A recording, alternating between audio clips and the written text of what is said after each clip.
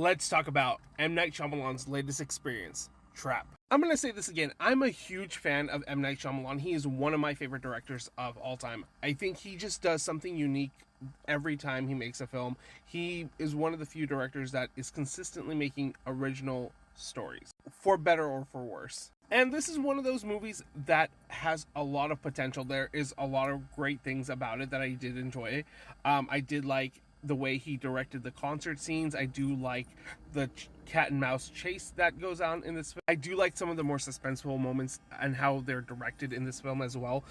There are, as Josh Hartnett's character gets closer and closer to being captured, you can see the desperation and the struggle and the mistakes that he starts to make, and to the extent that he's willing to go to make sure he doesn't get caught. But this movie also does suffer from some of Shyamalan's most unusual dialogue. He isn't always the best writer of dialogue, and this movie is a testament to that he needs someone else to write some of his dialogues. There are some really good moments that I did like, speeches and stuff like that, but then there are just some like really awkward interactions between characters and things that people say that you're like, nobody ever talks like that. And I do feel like this movie does go on a tad too long. It does keep just right when you feel like you're getting to the end. He stretches it and really wears it thin, but it's fun. Like, I did have a good time with it. And the main reason for that is Josh Hartnett, man. He gives a really good and convincing and almost damn near sociopathic performance in this film, and I just enjoyed watching him on screen. His level of charisma, the panic in his eyes anytime he got close to being caught, his wicked sense of humor, and just like the clumsiness that he did to make you feel like this character is genuinely good.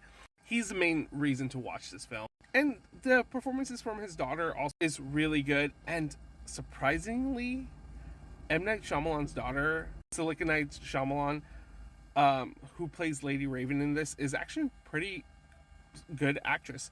And some of her songs, especially as a pop artist, she has some bop. While I don't think this film continues the current streak of great Shyamalan movies that we've been getting, it does give us a fun, interesting film to watch. Yes, it does falter because of some of Shyamalan's dialogue, and the direction isn't too interesting. There is a fun cat and mouse chase sequence in this film, and it is enjoyable to watch. Some of the cops and things they do make them seem so incompetent, but overall it's a fun movie, and you really watch it for Hartnett's performance, and the music is really good as well. I think he does capture like the concert scenes very well. He can make it intimate, but at the same time make it feel very like elaborate. But it's worth checking out, especially if you're a Shyamalan fan.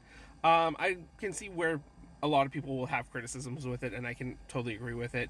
But again, this is a fun, enjoyable movie and worth watching.